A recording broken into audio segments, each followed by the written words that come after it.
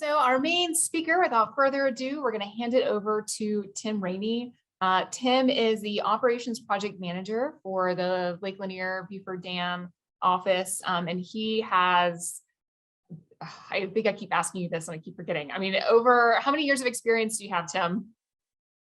With the government, about 33, with the Corps, 29. So Tim is a wonderful resource.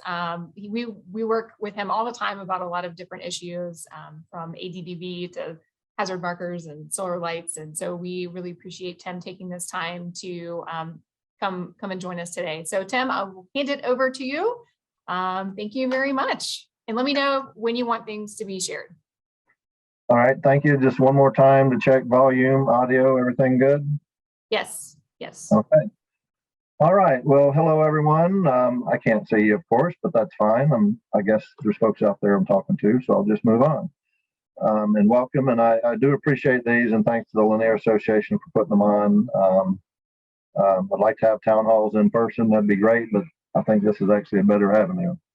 Anyway, I'm going to run down some things on the list I'd like to get out and talk about. And I told Jennifer I'd promise I'd try to keep it as short as possible because we want to have as much time for questions as possible. So first off is we have actually tried to open our office on 2 separate occasions. And each time we went to open the office, the COVID numbers just went the other direction. So we had to back up and punt again. But third time's a charm. We intend to open to the public on March 1st. That will be a Tuesday. At this point in time, actually, I cannot tell you what that will look like, meaning I don't know if it's going to be 8 to 4:30 Monday through Friday. I don't know if it's going to be Tuesday, Wednesday, Thursday. I don't know if it's going to be Monday, Wednesday, and Friday. That all depends on how we can get it staffed. And actually, currently, we're still trying to scrounge up some computer equipment to place out there, but we will have the office open to the public on March the 1st in some form or fashion. So I wanted to get that out there. The next piece I'll talk about is a lot of people may hear in the news about the infrastructure funding. There's a variety of different laws and acts out there. And even that what has passed is going to come in different phases. On this first go round, at least Lake Lanier, we didn't fare too well in getting a whole lot of funding with it. We had a little bit for some work on Saddledyke 3 and a little bit for some work in Sony Campground, but we have a whole lot more work we want to do, and hopefully we'll get some of that funded in some later phases. Moving on to our master plan, we've been 4 years in our master plan update process. That is in the signature phase, which means it's routing through our district office, having final reviews and being signed off by all the people that need to sign off on it. I expect it to be signed and fully completed no later than the end of this month. So knock on wood, we'll be done with that and can move forward. Hazard markers, I know, is always of a concern. It's a concern for me. I acknowledge we need to do our performance there needs improvement. I'm going to maintain my commitment to have every hazard marker on the lake up and functioning prior to the Memorial Day weekend. We've worked out some issues with our contractor. We've worked out some issues with some of our equipment and boats being primarily. But I am making a commitment to get everything functioning and proper before the Memorial Day weekend. Jennifer mentioned there's a lot of questions about authority and jurisdiction, and I actually had planned to talk about this as well. So I'm going to take a few minutes to explain this a little bit, and it gets a little confusing at times. So I hope I can muddle through it and for understanding. So first off, I want to mention when the Corps of Engineers bought the land for Lake Sidney Lanier, the government, the Corps of Engineers paid for it in fee, meaning we paid for it. So we call that fee-owned lands. There were some areas we only acquired easements to, which means private individuals still own that property. And the easement we retained or bought was so we could put water on that property. So when I talk about buying fee-owned land, in that same transaction, the government did not purchase exclusive jurisdiction. And I'll just repeat it. The government did not acquire exclusive jurisdiction. What that means is, even though the federal government bought the property, the states retained statutory authority over that property. So we have, as the Corps of Engineers, we have what's called proprietary jurisdiction. That means the owner or proprietor of the land can make rules and regulations for the effective and efficient management of those lands. And that is the only thing the Corps of Engineers can enforce. And the only place we can enforce it is on our property. So on our fee-owned lands, including the water above those fee-owned lands, we can enforce our Title 36 of the Code of Federal Regulations. The state and the political of the state, meaning the local jurisdictions, the city police, the county sheriff, whatever the case may be, retain the statutory authority and can enforce state law or even local law, depending on the jurisdiction, on federal property. That's what it means when the state did not obtain or acquire exclusive jurisdiction. And so, for example, and I'll just use the city of Cumming, no rhyme or reason, I just picked them. If the city of Cumming has within their city limits, if their city limits extend into Lake Lanier, then theoretically the Cumming City Police Department could enforce state or local laws out to that city limit, even though it's underwater. Now, I'm not a state law expert. I'm not a local law expert. Individual agencies and departments can make their own determinations. It very well may be that the local or state jurisdictions have made a determination to not enforce state local laws to their city limits if it goes in the water. That is completely well within their control, but I do want to explain that they would or could, at least it's my understanding, and I'm not a lawyer, have authority within their jurisdiction, wherever their jurisdiction extends to, even on federal property. So now let's look at DNR, which is the State Department of Natural Resources and Army Corps of Engineers. We're both out there on the water. What we're doing as far as the Corps of Engineers is enforcing Title 36 of the Code of Federal Regulations. The state or the DNR Rangers are out there enforcing state law, the State Boating Safety Act. The DNR Rangers are the primary entity responsible for law enforcement on Lake Lanier. We can help them. Of course, we're not law enforcement officers. We primarily focus on safety violations. That's what's in our Code of Federal Regulations. Life jacket requirements, safety requirements on vessels, unsafe or reckless operation.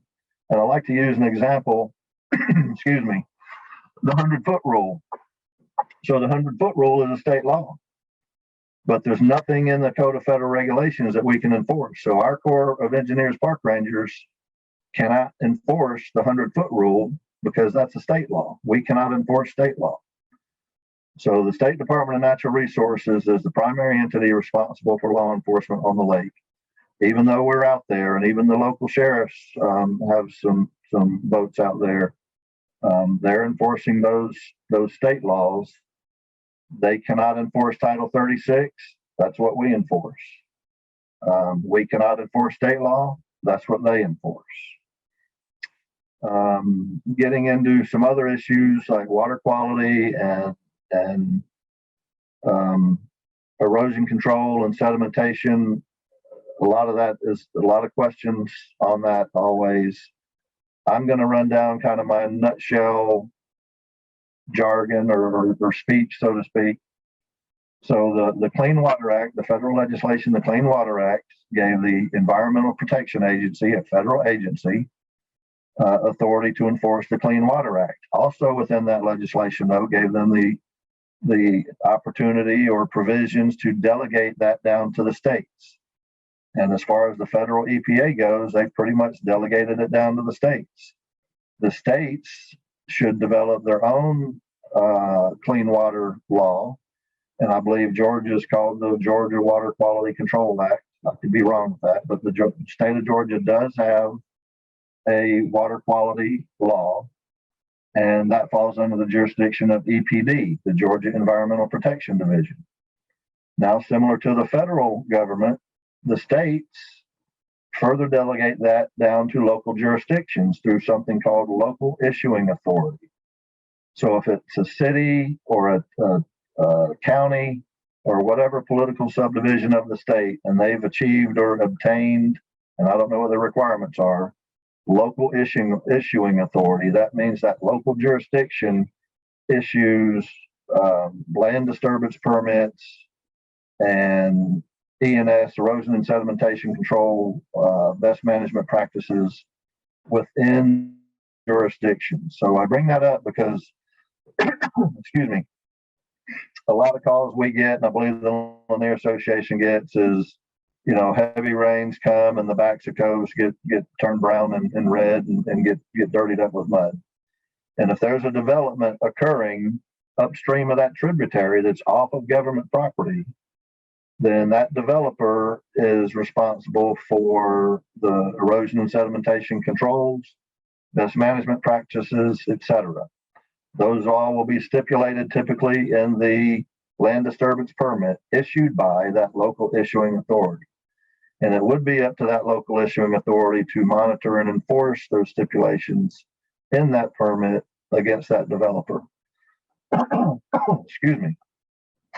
So when that occurs, calls come into our office. Yes, we say you need to call whatever county it is, and they can go out and inspect it and look at it. Oh, perfect.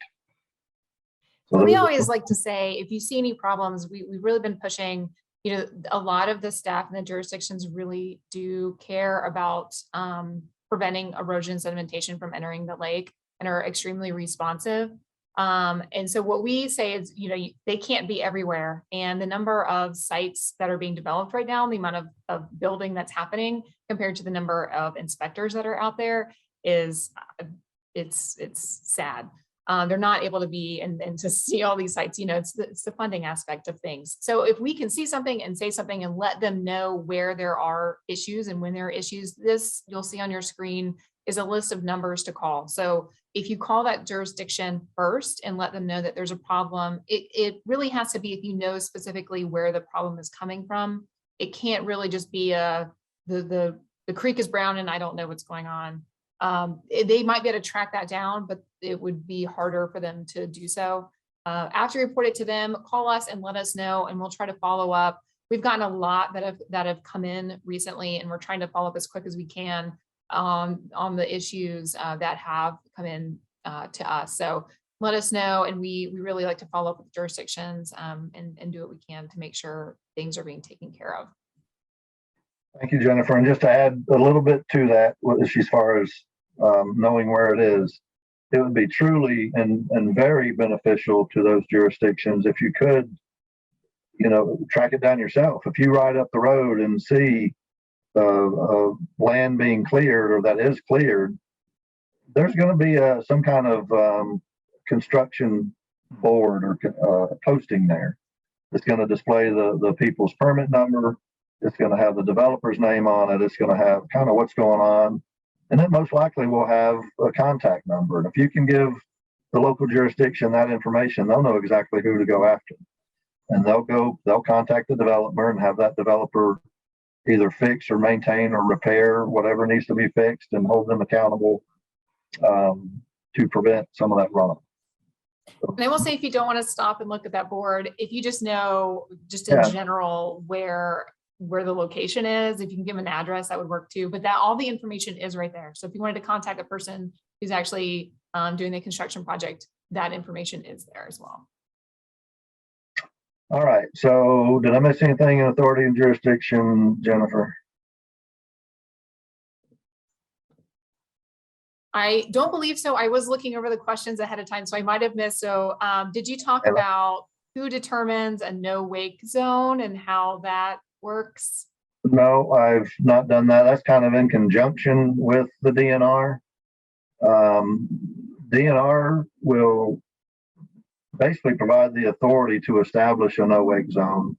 And then we go out and we'll place the marker. Back in our files for some, I don't know why we made this agreement, but we're in it, so that's where we are. If a request comes into our office, we'll contact DNR. We'll both discuss it, determine if it meets the requirements. If DNR says, yep, they recommend it to be made a no-wake zone, we'll put it on our list. We'll go put up the signs and put the buoys in place, and DNR will have their, what I call, buoy book updated, and it will become a no-wake zone. So, for example, if so, we don't have the authority. That's state stuff. So even if we, as the Corps of Engineers, go out and drop some no-wake buoys, we could enforce it. But if the DNR does not have it as an approved no-wake zone in their buoy book, which is in essence part of the state law, they can't enforce it. So anybody who just goes and buys a buoy and throws it out there in the Cove no-wake zone, then you may see us drive by and not enforce it, or you may see DNR drive by and not enforce it because it's not authorized. We had somebody actually put in, and which is a good follow-up question, what are the requirements for a no-wake zone? We do get asked that a lot of, can you put a no-wake zone in this cove, in that cove? So typically it's around restricted areas or around boat ramps, public beaches, commercial marinas, and a subjective verbiage in there. And this is all in the state's definition, so I'm not going to get it exactly right. Potentially congested areas. So one could say, well, there's a whole lot of congested areas at Lake Lanier on the weekends, but there has to be some other considerations in there. And again, that's all kind of a conversation that the Corps has with DNR. But the final decision pretty much rests with them. If they recommend a no-wake zone, we're not going to object. If they don't recommend a no-wake zone, and we strongly think there should be one, then we'll have more conversation about it. Bottom line is, for it to be enforced by both the state and us, we have to both agree. And we simply won't put something out there that we're going to enforce and the state's not. It just makes it too confusing to the public. So there's the way it's written, but then there's a lot of things to consider, and they're looked at on a case-by-case basis. So the DNR is the Department of Natural Resources. There's always acronyms everywhere in the water. Right. And why, somebody had asked earlier, why are some bridges no-wake zones and other bridges not no-wake zones? It's again gets into that case-by-case basis. To be honest with you, the most recent one we did was up, I think, Highway 53 over the Chestatee. Became a no-wake zone, and it had to do with, if I recall correctly, the change in the pilings that supported that bridge and the distance between them. Because I think even DNR went back and forth on that, because first they said to go pick up the temporary buoys from the contractor. Then they said, no, we're going to make it a no-wake zone. So we started to go out to put the buoys back. They said, no, wait a minute, we're not going to. And then they said, yes, we are. So whatever factors and considerations were there, I'm not exactly sure. And I don't want to speak for the state on this. I don't want to say anything they did or didn't do. It's truly a case-by-case basis, and looking at all the factors surrounding that particular area.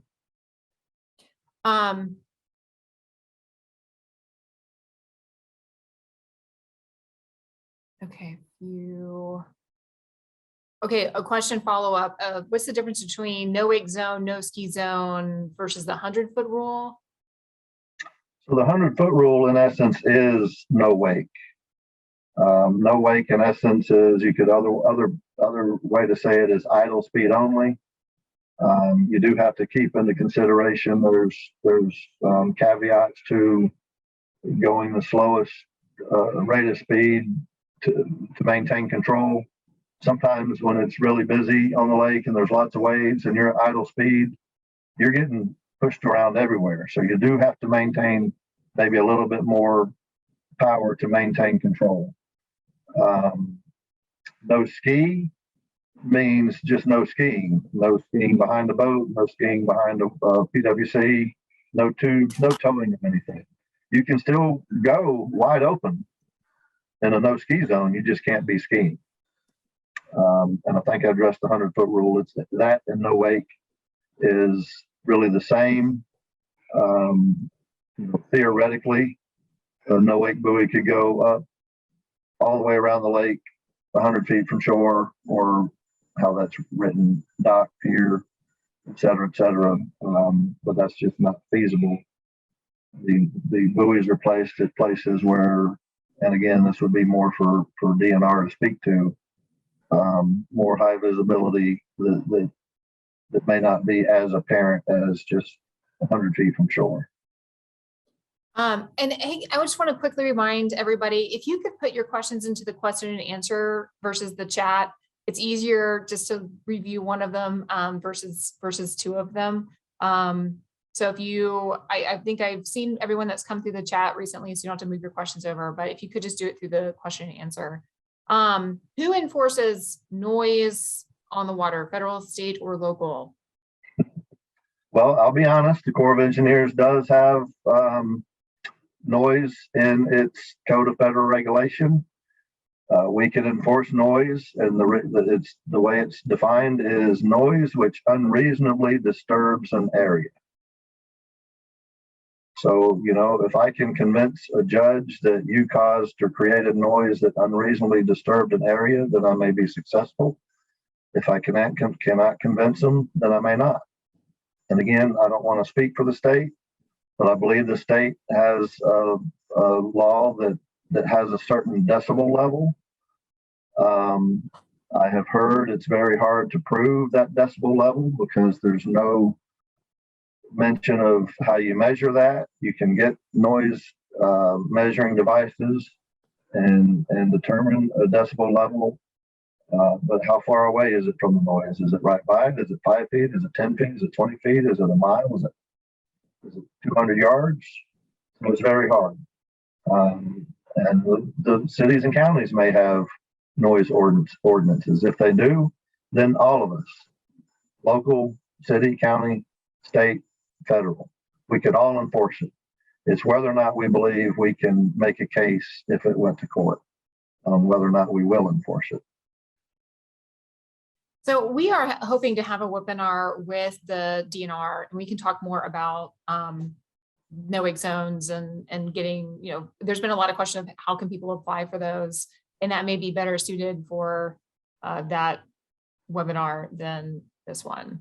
Yes. But I've heard all those questions, and we will work on getting that answered in detail in next upcoming stuff. Okay, do you want to move on? Sure.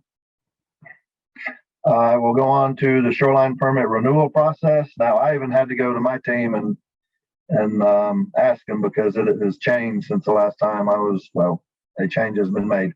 Our outgrants database system has a mechanism in it to where it would automatically send out letters before a permit would expire. And I have since learned that we have changed the way we're doing that because it actually created more problems than it solved. And the problems it created, or the reasons there, is the system automatically generates the letters with the information that's in the system. We have a lot of change of ownership, and we have a lot of turnover around the lake, and people, even if they don't sell their permit, they may change their mailing address. There's a lot of bad information. So when those letters were going out that were automatically generated, we were getting all kinds of letters returned. Somebody may get them, and let's say it was a change of ownership, and they would just pay the fee and sign the permit and send it back and never change the name on it. And so we still have bad information, and we didn't actually do a change of owner process. So there was a lot of problems created. So what we decided to do was we will start, and we are inspecting, going out and doing the site inspection our rangers will go down their list of renewals and call each and every person. And the reason for that is to verify the correct name and address and contact information. So now we're getting better data in the system. We're verifying the proper permittee on these renewals. And kind of secondary to that is at times we'd send out the stuff, the renewal package, and people would sign it and send their payment and send it in and then say, well, we want to get a bigger dock, or we want to do this or that or the other. Well, now we've just created double the work, really, because we just did the process and you paid the renewal fee, and now we're going to run you through a whole other process of doing a modification.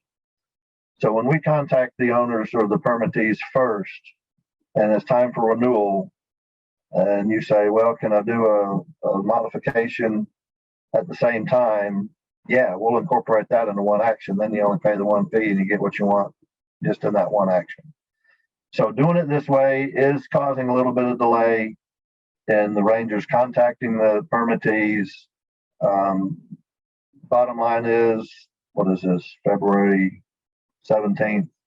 I'll use February 1st. If your permit expired February 1st and you haven't been contacted yet, you will any day now.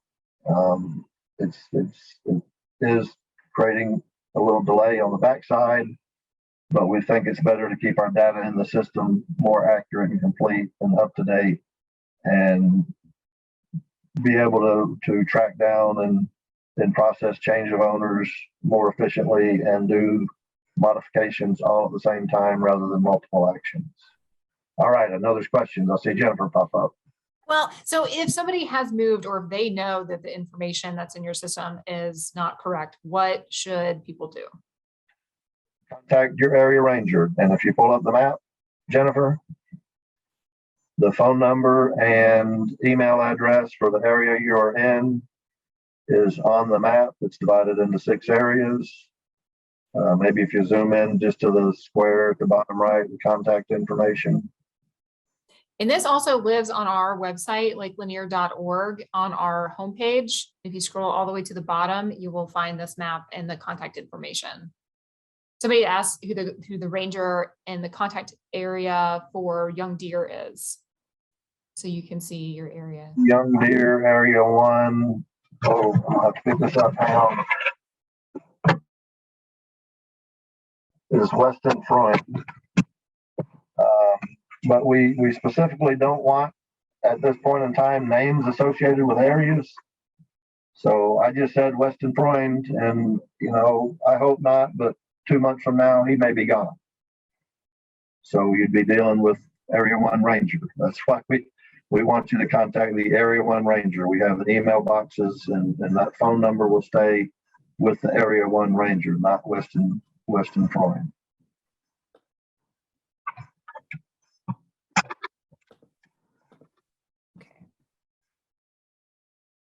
Scroll up for other people. We have lots of shoreline questions, so I'm probably going to hold most of those towards the end.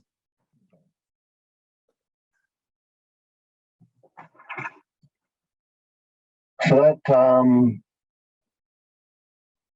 renewal process, I just wanted to explain that and why the change and why there may be a slight delay. I did want to mention, and I didn't finish my thought.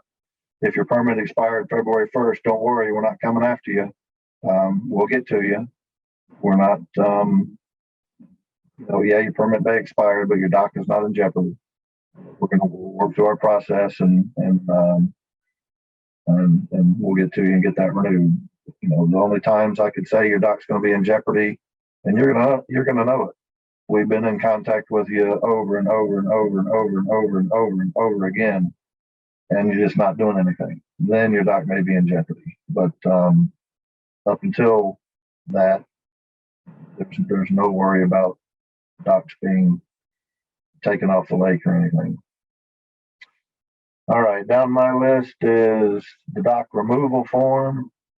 So there was kind of talk, and we'd like to make this a requirement, but maybe we'll do that in our shoreline management plan update, or maybe even a minor change. I'm not sure. The bottom line is, though, we encourage you, highly recommend you to complete a dock disposal form, transfer. If you're in any way getting rid of a dock and getting a new dock, you need to keep documentation and justification, and I would say even a picture that you no longer have that dock. Because if we find that dock somewhere on the lake and we're able through photographs in our system or however, able to track that dock back to you, and you don't have any documentation that you got rid of it properly, you're going to be held responsible for it.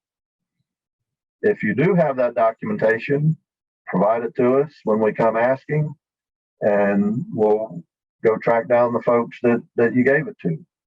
And I've got a few examples of that. One more recently, we only had to go back one time, but a year or so ago, I probably went back 4 previous owners, maybe 5, because this dock had been bought and sold several times. And we finally got to the right person. But each and every time, if they weren't able to provide me documentation that they sold it, got rid of it, whatever, we would have held them accountable for it. So it was very important that you complete this form, let us have it, or make sure you keep a copy regardless, even take pictures of it. Bottom line is so you can show who you gave it to. So if we find it dumped or abandoned on the lake somewhere, we don't hold you responsible for it. All right, that's all I have on my list. So that leaves question time. Okay. Well, and I want to do a quick praise. This was the dock that was in the back of Taylor Creek, and this is one that was there for a long time. And this is a great example of a dock where we were able to track down where it came from and find the owner. So though it looked like this, it was able to determine where it actually came from. So those dock disposal forms are really important. So we ask as Lake Lanier Association for all you guys out there to please fill out that form and keep track of it, because there are even times when people have paid people to dispose of their docks and then they end up in a cove someplace and they end up on the side of the lake. And it really is just to cover you in the off chance that even though you paid somebody to remove it or you sold it to somebody, they just took it someplace, stripped it and dumped it. So those forms are really important to have for us to be able to stop the dock dumping that is currently happening. We have lots of questions, and so I'm excited to run through them. They're not really going to be clumped together into any meaningful order, but we'll just kind of run through them. Again, if some of these are probably a little bit specific and we may not ask them now, but we can get you the answers to them. Is there a reason that some Corps of Engineer lots have steps and others do not? Steps, I'm assuming on the shoreline, it's only because they applied for them. How does somebody apply for steps? Just contact your area ranger and they'll evaluate it. It typically has to be a bank over, I think, 2 feet. And we do want you to put riprap under the steps so the bank does not continue to erode under the steps. But it's one of the things we permit, so it just has to be evaluated by the area ranger. Which they can contact through those emails, area ranger emails. Recently, the trees were one of those though, and that's one thing. If you're up for renewal and want that added at time of renewal, that's another reason when the ranger calls to verify all the information. Say, oh yeah, and I'd like to add steps. So now we can do the renewal and add the steps in one action rather than doing the renewal now. And then later you say you want to add steps, then we got to go to a whole another action for a modification. So that's a good example there. Can you talk a little bit about the red bands on the trees, the property borders? And I brought up the fact sheet too that I can show everybody if you want me to do that. Yeah, I'll speak to it and while you get to it. So the red paint on the trees we call them witness trees, and it means the government property line is nearby. It does not mean that that tree is the government property line. In most cases, I will tell you a case in which it does mean that, but I'll run down them. If a tree has 3 stripes on it, that means it's gonna, a corner is nearby. Go ahead, they're right there at the bottom. 3 stripes mean there's a corner, and you see that red dot down at the bottom. That dot means it's kind of pointing toward where the corner would be. So even if we were out looking for boundary markings, and I came across that tree, I'd stand in front of that red dot and take my pin finder and walk straight out from it. And usually within 6 to 10 feet, I'd probably find a corner pin. So that helps us identify where the property line is. Going up there in the middle left, there's a red dot just in the center of the tree. That is the only time, and that's about eye level, that is the only time that tree would mark the property line. That means our property line is going through the middle of that tree. That red dot in essence would be the property line. The 2 stripes on the tree, those stripes are going to only be on one side of the tree. And those, whichever side, for example, I'll just say that those stripes are on this side because I'm looking at it. Whichever side of the tree those stripes are on means the property line is on that side of the tree. So if I'm sitting here looking at that tree, that means I'm sitting on government property. And that tree and behind it is going to be private property. And probably some distance, probably 6 to 10 feet between the tree and the actual property line may be private property. So that gives us an idea of where to start looking for the property line, or even just on site visits. You'll see your rangers, hopefully, walking through the backyard or walking up from the shoreline and looking side to side, looking for trees like this. And you can get an idea. I can stand there and look and see trees with 2 red stripes on this side, and look down this way and see trees with 2 red stripes on this side, and kind of move back and forth in there and go, okay, your property line is about right in here somewhere. And to just give a good idea. Thanks, Jennifer. That side view tells it better, and where the public land and private land are. The paint will always be pointing toward the property line. And this fact sheet is located on the Corps of Engineers website, the Shoreline Management site. So if you go to their main one, you can get there through. You also have down here, there's a lot of tree questions that we're going to talk about. They have their tree fact sheet. And then you go to the Shoreline Management page and you can find the boundary line guide down here. Okay. Stop sharing. Okay. There's been discussion to not require docks to be at your permit site. So they're saying the problem is that landowners with dock permits will move junk docks to their site just to comply with the rule that you need to have a dock at the location.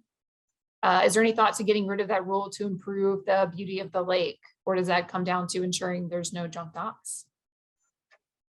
So if they put a dock in at the permit, as long as it meets or is under what's permitted, and when I say under, I mean in dimensions, it's fine. Now, if we go out for an inspection and it's a junk dock that's falling apart and unsafe, then we'll have to start dealing with it on that aspect, violation of permit conditions.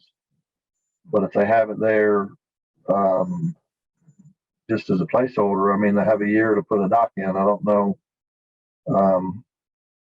why they would do that, but if it's happening, we'll just have to deal with the permit holders on a case-by-case basis to get the dock up to something that's safe and usable. Are people allowed to pump water out of the lake for use of their dock? And how can they go about doing that? All right, I'll try to navigate this one. So yes, you can get a pump to be installed on your dock. I believe the maximum is 2 horsepower. Is that right? It's in the plan. There's issues with this. It hasn't come up lately, but it flares up every now and then. And the ruling that came down was you can pump water out of the lake to be used around the dock. Pumping water out of the lake to be used for irrigation of private property or anything else outside of the area around your dock is technically prohibited. At some point in time, everyone that has a permit on their dock and well, we have to put a special condition in there, and we received the verbiage from the lawyers that kind of says what I just said. And I don't know that we've, well, I'm positive we haven't got that into the special conditions on the permits on all of them. The bottom line, I've told people there's, until we get directed from above, there's no way we can enforce that. And I've even told our up the chain that it's not going to be enforced. But unless we get back into a drought and everybody in the neighborhood yard is brown and yours is green, then it may be enforced. But right now, it's just kind of out there and it's not a problem. So everybody's just not paying attention to it. Again, you can call your area ranger, email them, say you want to have a pump added to your permit. They'll contact you, do the evaluation. There's not a lot to evaluate there because it's your personal private property being placed on your personal private property. We just have to append the permit and to know it's there. What is the future status of seaplanes on Lake Lanier? Oh, so I mentioned the master plan is being signed. The master plan, if it does get signed, does have the recommendation to allow seaplanes on Lake Lanier with under certain conditions. However, that is still a policy issue subject to the district commander's decision. So whether or not the district commander is going to agree to change the policy is yet to be determined.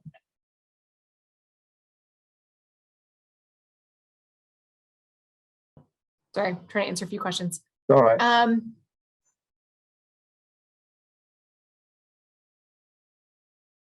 Okay, so somebody has received word that they've been approved for a dock permit a few years ago, but they've not actually received any sort of documentation.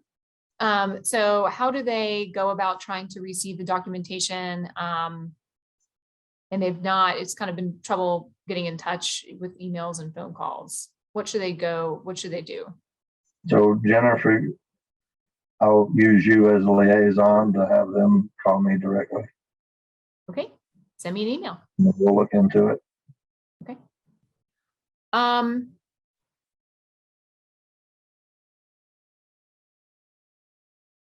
Somebody has a question about port marker 11 being missing. We are going to try, we've been in talks about trying to address some of the missing markers that are the hazard and obstruction markers, and then the actual lake markers themselves. We've also been in discussions about possibility of rehabbing some of those. So hopefully that will be addressed relatively soon. Is that correct? Yes. Are you talking to me? Yes. Just making sure you are in agreement with what I said.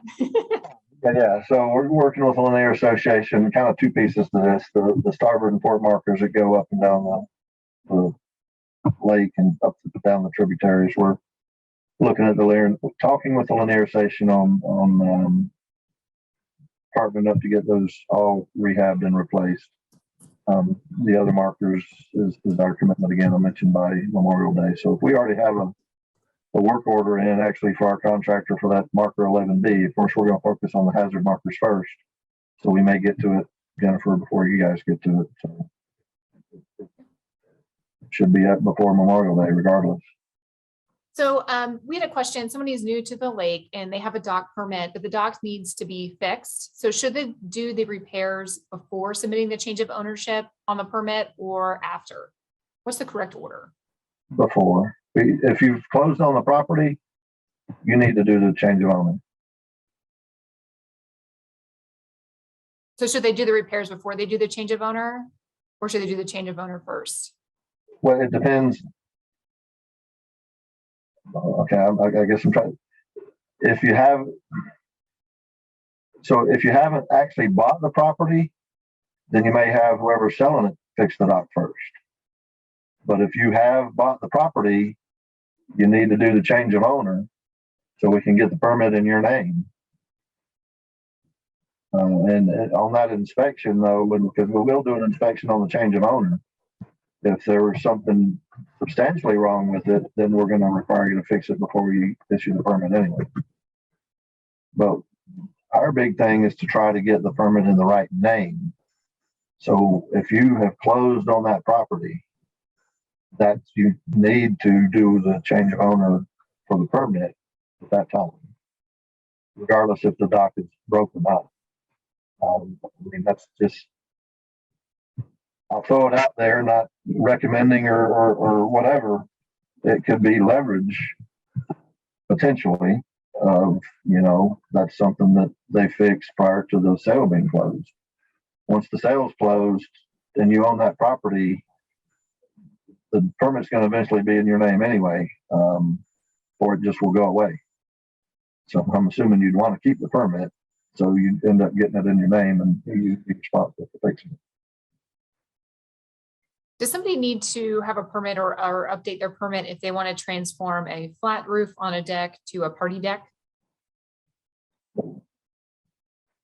No, all we indicate on the permit is whether it has a roof or not.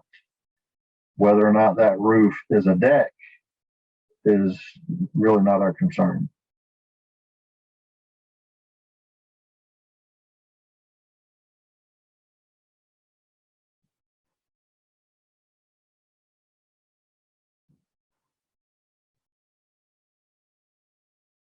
Okay, hold on 1 second. So we briefly kind of talked about this. What is the correct protocol for addressing damaged and dead trees that may be a threat to houses or docks? And I briefly went over on the website of where you can find that form, but what should people do? So yeah, if you have a damaged or dead tree that's on government property, you feel it's a hazard, call our office. Our rangers will go out and inspect it and verify that it's dead or diseased or dangerous. Now, that being said, if you believe you're in imminent danger of that thing falling, go ahead and cut it, but take pictures. But make sure there's some imminence toward it. If a storm came through and snapped the top half of a tree out and it's leaning on a limb that's going to fall on your house, yeah, get it down. Try to prevent that damage. It could be weeks or months, to be honest, before we get to it, but take pictures of it. So we want to make sure, while we stress and encourage all the time about don't do anything on government property before you get permission, if there's imminent hazard to property damage or safety, go ahead and take care of it. Just document it and we'll sort it out later. But other than that, if it's just a dead tree, we need to go look at it first. You do not come out and actually cut it down. It's up No. to. If somebody has a mow permit down to the lake and a tree falls, do they need to contact you, or what is the proper protocol with that? It's good to contact us so we can know it went down and not blame you or accuse you of cutting it down. But if it just falls, it falls. I mean, we'd like to be able to note that it fell. But at some point in time, well, yeah, even if we notice it fell, we'd be asking, well, what happened to the trees here, or a tree? Just documentation is key. Kind of like with the dock disposal.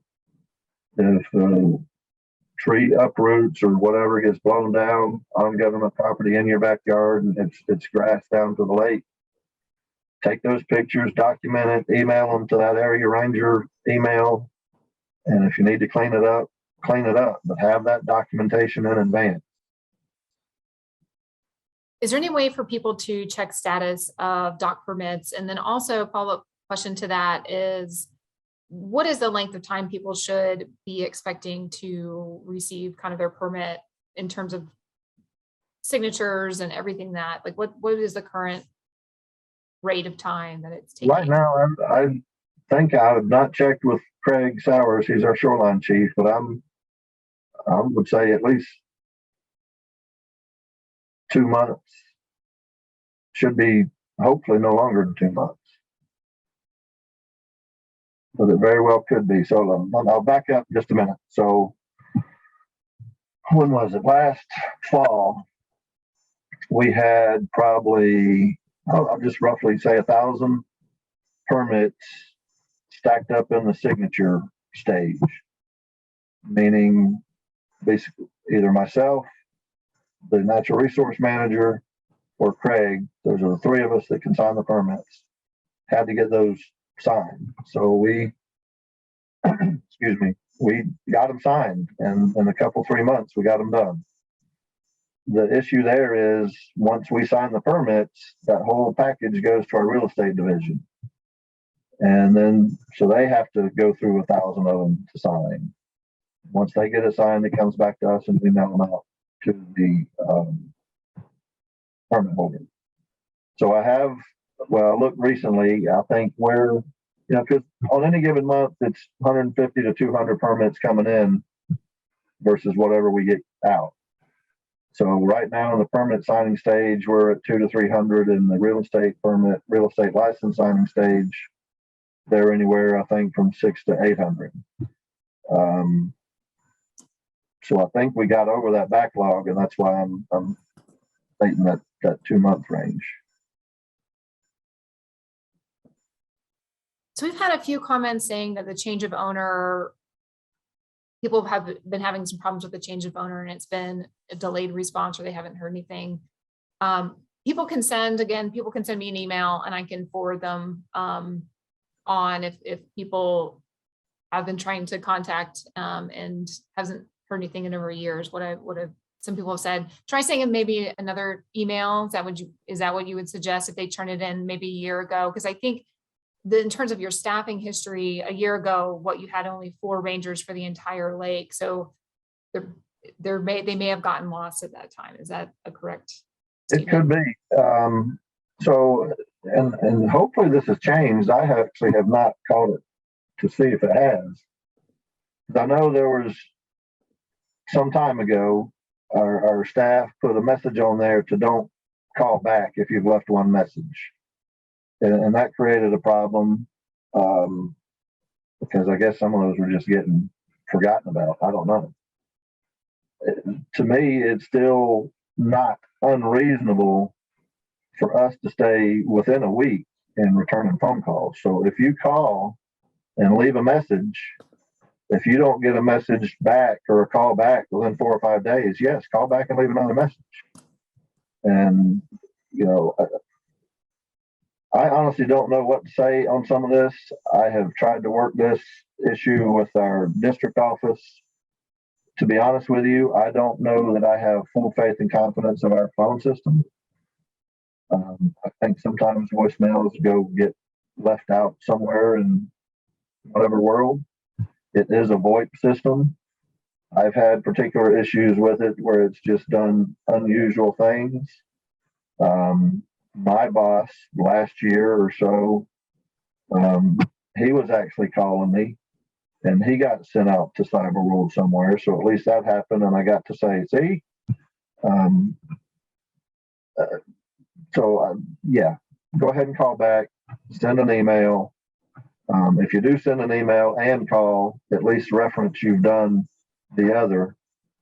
So for example, if I just talked to you on the phone and I now get to your email, well, now I don't have to really respond to your email because I just talked to you on the phone. If you don't let me know you did one or the other, then I'm communicating with you twice, and that does create just a little more time. But our responsiveness should be, I say, back to normal. We put an extra person on the help desk. So if we're still having problems with that, yeah, I'll need to know. Jennifer, you can send me those. If it's been a year's time, that's to me unacceptable. A couple people asked about if there's a way to search it online in terms of the status of the dock permit. We're not there yet. We're trying to. So as part of our whole database system, right now, the Corps of Engineers is in conversations with Millington, Tennessee, our finance center, and the PayPal people, because we want to get this whole thing entirely automated. So our end state goal could be, who knows, I guess I've got a timeline of 3 to 5 years. Our end state goal is you could sit at your house and pull up your permit and see everything about it. And then when it comes renewal time, you just pull up your permit, you click the renew button, you go to PayPal, put in the stuff, and hit submit, and you're done. And the next day you get back in there and you see or I shouldn't say the next day, but you could get back in there and see, oh, they got my payment, my permit's all renewed, and I'm ready to go. That's the end state, for you to be able to do everything just sitting there. We're not there yet. We got to get this PayPal mechanism working with all the government rules and regulations. But we want to get there. So I hear you, whoever that is. We do want to get there, and that would allow you to search status and everything. We're just not there yet. Are you issuing any more dock permits? We have started going down the wait list to issue new permits. I could not tell you a status on that. But yes, we are. We have one ranger assigned to doing nothing but new permits. How many permits do you have available? I think there's around 100. Don't hold me to that. I haven't looked at it. That ranger's taking 10 at a time and contacting the people on the list and just working at them.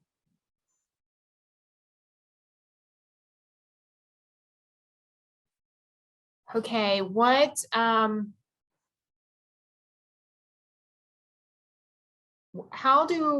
people do if there are trees that fall in the water that are partially blocking a cove, like entrance to a cove? Entrance to a cove. Well, that's a tough one. I mean, typically we like to, excuse me, let the trees just lay where they fall. But if it is interfering with navigation, you can try to winch it, pull it up on the bank, and just leave it on the bank. What is the basic cost of a dock renewal permit? Renewal, I believe, is, let me get this right or wrong, $140. There's three price ranges. 90 was a modification, 140 was the renewal, and so I need to rephrase that. There's the permit fee itself, and then there's the administrative fee. So a new or change of owner permit is $365 administrative fee, $35 for the permit fee, for a total of $400. The renewal is $140 administrative fee and $35 for the fee, for a total of $175. I may be getting these wrong, but it's generally where it is, and the modification is $90 administrative fee and $35. No, there's no permit fee there because you already have the permit. Just a $90 administrative fee.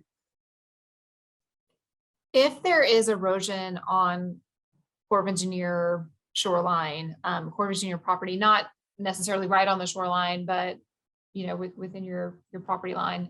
Is there anything that people can do to try to help that erosion and stop that issue of water runoff from, say, up a hill? Okay, yeah, erosion on the just property, not necessarily the bank. Yeah, that's the problem. You can try to put, and again, the ranger needs to come out and look at it and help decide what needs to be done. A lot of that would be, and this is where we end up becoming the victims as well, because developers will develop subdivisions and put their outfalls right on the property line that just gushes right across government property into the lake.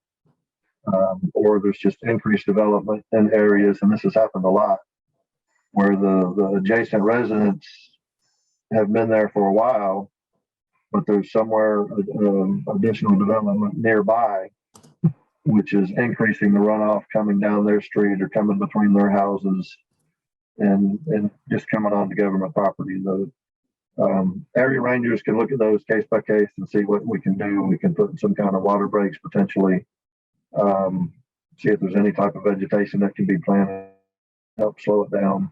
There's a variety of different ways, but each ranger would have to look at that area case by case to see what the best method would be. Is there any, so right now you're allowed 2 wave runner ports attached to the side of the dock. Is there any issues with having more ports if they don't add to the overall like width and footprint of the dock? Like if it is actually within that allowable footprint, can people have more ports? Ooh, that's going to get down in the weeds so far. I'm going to defer it to Craig Sowers, and he's not here, so let's table that and then we'll get an answer. Okay. That came in through my email. I will email that person back. Okay. The buoys that people put out in front of docks in terms of like 100-foot rule for those, what do y'all take those up when you see them? I know that's kind of more of like a DNR question as well. Well, do y'all remove them? They're subject to be removed. That's just considered an unauthorized structure, unauthorized buoy. Yeah, I can't say rangers are out there looking for them to pull them up, but if they see them, they may take them up. So somebody asked if they find floating objects that pose a danger to boats, what should they do? How do they report them? There's not really I may be talking on a turn, but there's not really a good answer for that. What we tend to tell people is we do shore sweep in September where we remove a ton of large debris. Can't talk anymore. 85 tons at that was what we removed in 2021. What we like or tend to tell people is if they can take it over to a shoreline and attach it, we can then remove it when it's during, shore sweep time. And there are a lot of people that will just go out of their way to tow it with their boat. There's a lot of large debris, large trees after we have heavy rains. And it's kind of one of those things that just those using the lake help out and move things around when they are able to. You could call a company if it's something ends up near your house. You could call a company and they could remove it, but you would have to pay for that service for them to remove, say, like a dock or debris. That's the right answer. Debris, etc. I'd say it takes a village. And if you call us, we'll see if we can get to it, see if our contractor can get to it. But by the time either one of us could get to it, who knows where it would be, going out and looking for it. Somebody noted that the witness trees on their property are barely visible. Send an email about any kind of concerns like that, and we can, forward it along. I think, Tim, a while ago, weren't y'all taking on remarking around the lake those trees? Well, we do 20 miles of boundary line a year. So we got 700 miles of shoreline. We can do the math and see how often we'd be around to repaint the trees.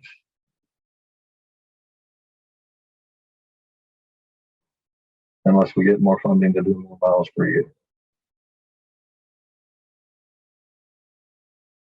Okay, trying to go back through and ask questions.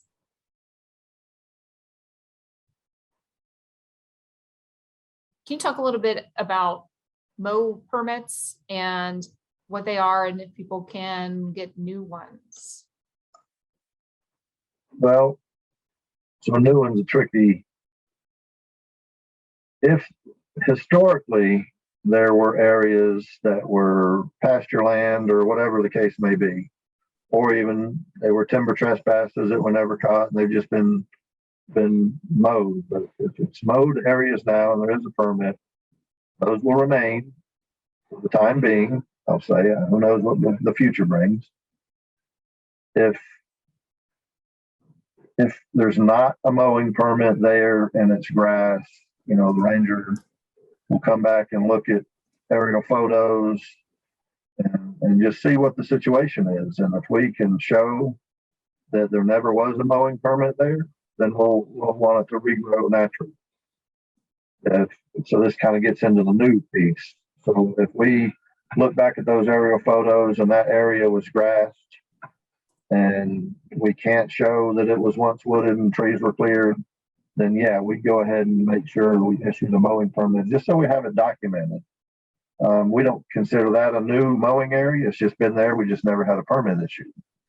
But true, real new mowing permits, no, we don't issue those. But we're not rescinding any if it was existing already. Now, there's been occasion, and I'll just say it up front. We don't like the mowing permits. We want that riparian buffer to be more vegetative and natural.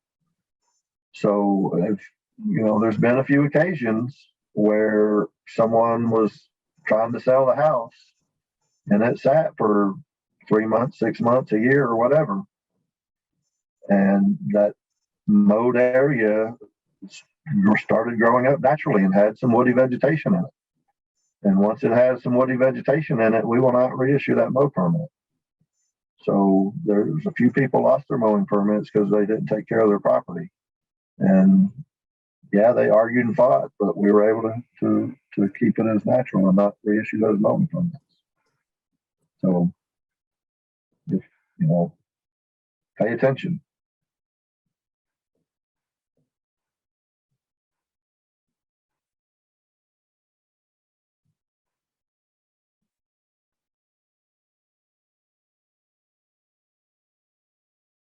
I'm sorry, this time we're all over the place in terms of questions, and it's good. I'm just trying to weed through the ones that are specific. And so again, I'm going to say it because we're now at an hour, almost 15. If I don't answer your question, I put my email into the chat. Email me, and then because I know that I'm going to get a lot of emails, give me about a week. I'll get back to you because I have to forward them on and make sure that I have the right answer for you. So let me just go through this list one more time and just make sure there's not any more that are just kind of larger questions. And if I missed anything, I'll yell at me in the chat.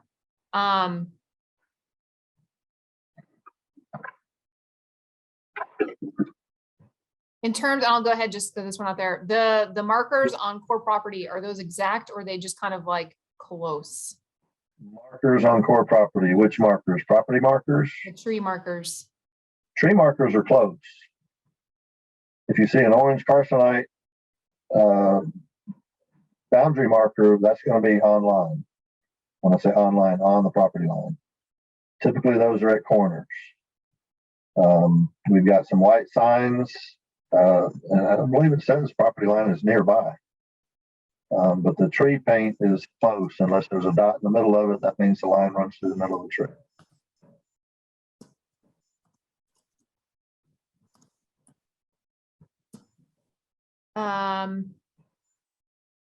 People have asked, multiple people, you cannot put no wake signs on your dock is the technical answer. You cannot put signs on your dock. Is that correct? Yeah, but again, we're not out looking for them, but they're subject to, or they don't really mean anything, but I guess people don't know that.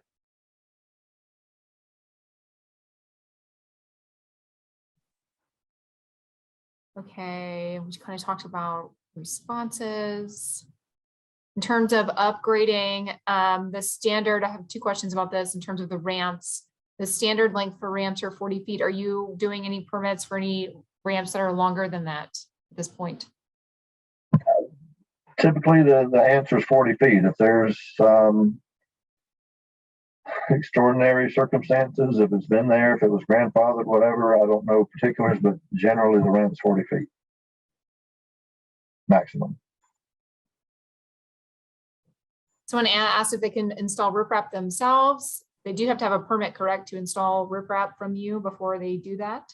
Yeah, if we issue you a permit to install a riprap, you have to do it according to specifications. So if you do it yourself or get a company, that's up to you.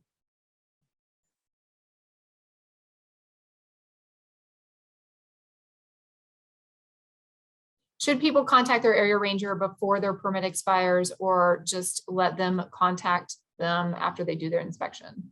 We'll let the ranger come after they do their inspection. Okay. Can people live on their boat that is tied up to the shoreline? We'll try to find you and not let you do that and figure out what to do with your boat. Not supposed to live on your boat on the shoreline.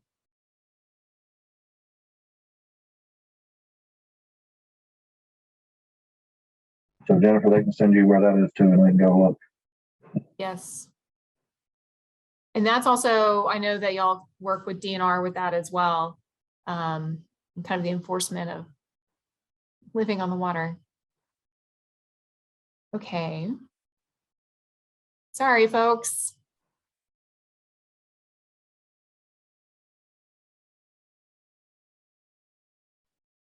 Cameras on your dock. Are people allowed to put cameras on their dock, and then can they put it on the light and power pole? Cameras can be on the dock. That was a minor change several years ago. It has to be, in essence, pointing at the dock. I don't know. I'll have to go back and read to see where we said it could be placed. But the bottom line, it has to be pointed at your dock. It should not be pointed at government property. It needs to be focused on your dock. So either somehow on your walkway, yeah, it would make sense if it went on your electric pole where your box is. That's really the only stipulation that needs to be focused on the dock.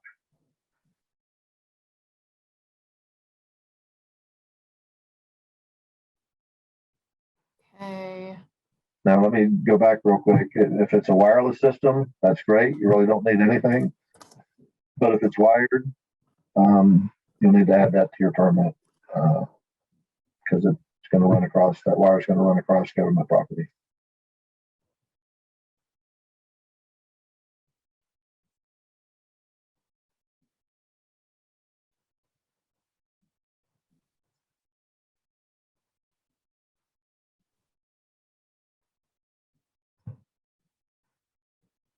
Somebody asked, what do the yellow markers on the water stand for? I don't know. I'm not sure of any yellow markers unless the University Yacht Club has some buoys out there marking their course. If they've replaced them with something different, I don't know. We put out the orange temporary watermelon buoys for low spots, typically in when the lake starts to dry, but I'm not familiar with any orange markers off the top of my head. Okay, if anybody wants to upgrade their dock to a larger dock, it's going to be based on any obstacles that might be in the way of this. Would really be like other docks that are closer to them. They have to be within. Yeah, still the evaluation is still you have to be 50 feet from docks on either side of you, and not more than 1/3 of the cove. Not take up more than 1/3 of the cove. So that's really the obstacle. So they're the criteria for larger dock. Do you have any rules on what type of boats or size of boats that can be on Lake Lanier? No. Not on Lake Lanier. That was one of the things brought up in a lot of the master plan comments, but that's a state thing, and you know what? How many people are on the waiting list for new dock permits, do you know? We're in the 700s, and we're working on, I want to say we're in the 160s or 70s right now.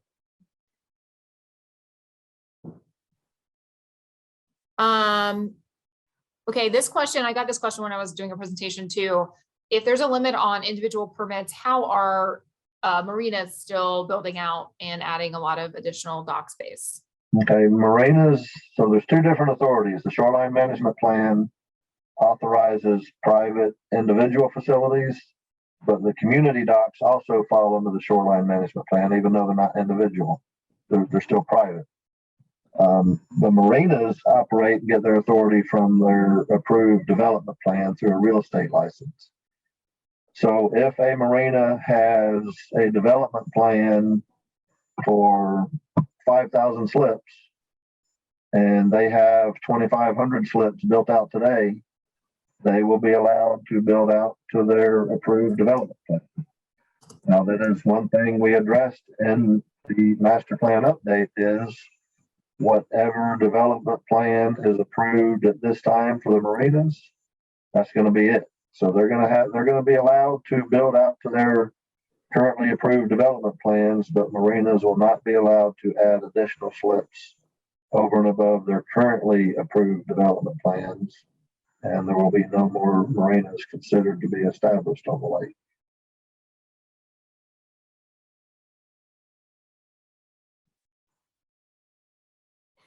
Okay, for the electrical inspections, do those have to be performed within a certain amount of time of the actual dock renewal process, or can somebody go ahead and do that? Or they just purchased their property and they're recording their deed, could they go ahead and just move forward with that inspection? Yeah, if you get we need the Exhibit C, the certified electrical inspection form signed by an inspector, submitted with your renewal form or your application for a change of ownership. If it was done, basically we'll look, was it done within the, especially with change of owners, excuse me, I'm sorry. We'll look to make sure it was done within the past few years to make sure it's still current. But if you give me one basically from last time you renewed, no, you need to get a new one. But you can do it beforehand and just submit it. For example, let's say you're doing something today, you get it inspected today, and but you don't expire until July. Yeah, we'll take the one you do today. Has there anybody changed to the core policy allowing Georgia weapon holders to carry on Lake Lanier? People, what's the carry requirement on Lake Lanier? You just have to get permission. If you send us a letter, we'll forward it down to our district office. You do have to have it's called a letter of permission signed by our district commander.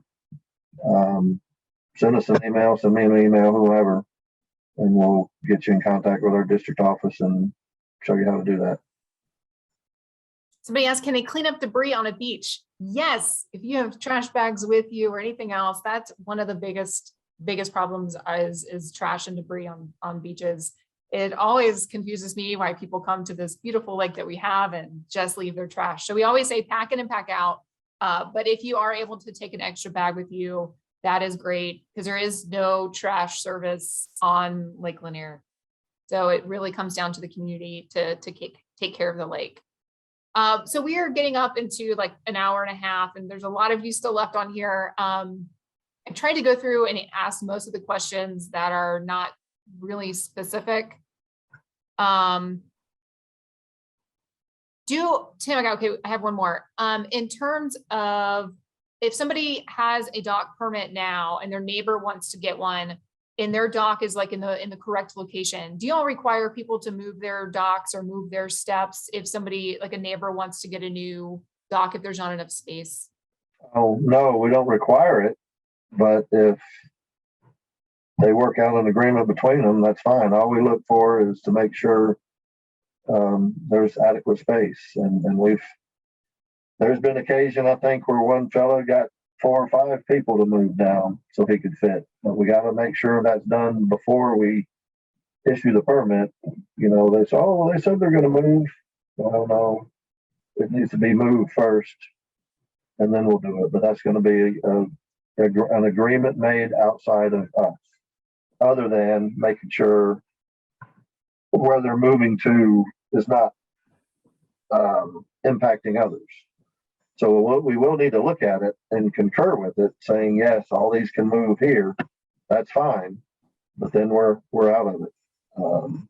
And then once that room opens up, we could entertain a larger dock or whatever. But, you know, keep in mind, if you're on the wait list and we're coming to you, then that's your opportunity. But right now we don't have new permits other than the wait list. Okay, clarification. Are you adding new dock permits to the overall number of permits, or are you just adding it based on those that have expired or they've gotten revoked? Yeah, no new permits added. There's still a limit of 10,615, and I don't have the sheet in front of me. But through attrition, either revocations, people walking away from them, who knows why. The bigger numbers come from the community docks, because when we initially planned the community docks, let's say we issue a permit for 40 slips in a community dock, which is 20 permits. Let's say whatever happens at the end when that development's finally built, it only qualifies for 20 slips, which is 10 permits, the equivalent. So all of a sudden, 10 permits would go back in the pot, because they had to give up 10 because they couldn't qualify for them. So that community stuff is very complex, but that's where we get the majority of docks of permits, permit equivalents, I'll say, kind of thrown back in the pot. When I say the pot, the number of available permits. Okay, well, I'm going to go ahead and wrap it up. And again, email me if we did not get to your questions, or if we answered them, but we did not get down to a specific level of detail that you were hoping that we would answer them. And then give me about a week or so, because I've already gotten a good amount that have come in through my email. Thank you, everybody, so much for coming and joining us today and taking the time to hear about all the things that's going on with Lake Lanier. We hope to see you at some of the Lake Lanier Association events that we talked about. We are going to be trying to schedule another Ask the Cool webinar. Tim, I think, is on the calendar for June or July. And then we're going to be looking into trying to get the DNR to come on to a webinar as well to ask a lot of those questions, because we can get into more details about 100-foot rule and about no-wake zones and that sort of thing. And I know that's a hot topic for everyone. So we want to thank you very much again for coming on and being a part of the webinar, and we'll see you later. Thank you, Any Jennifer. final thoughts, Tim? I should say that. Any final thoughts? Oh, no, I'm good. I was just saying thank you, and thank you for everybody's interest. And yeah, we'll keep them going. All right. Thank you, everyone. Thanks. Bye-bye. Bye.